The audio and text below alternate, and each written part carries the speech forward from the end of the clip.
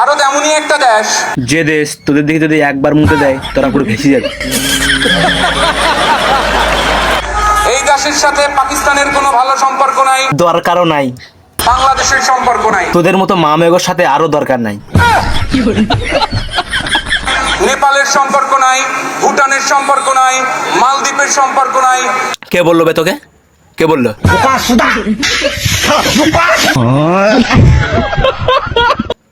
নেপাল, ভুটান, মালদ্বীপের সাথে আমাদের ভালো সম্পর্ক নাই?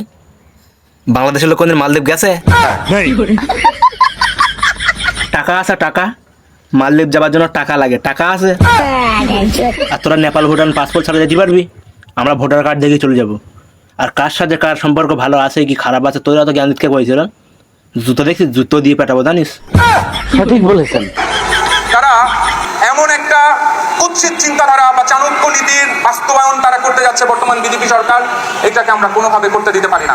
আরে হগা মারা বকাসদা, তোরা আগে তোদের ইন্টারন্যাশনাল মার্কেটে তোদের নিজেদের সম্মানটা আগে অর্জন কর, তারপর অন্য দেশের সঙ্গে সম্পর্ক তৈরি করতে আসবি। বোকা সুদা মাল, তোর ঘন্টায় দেবো ঝল।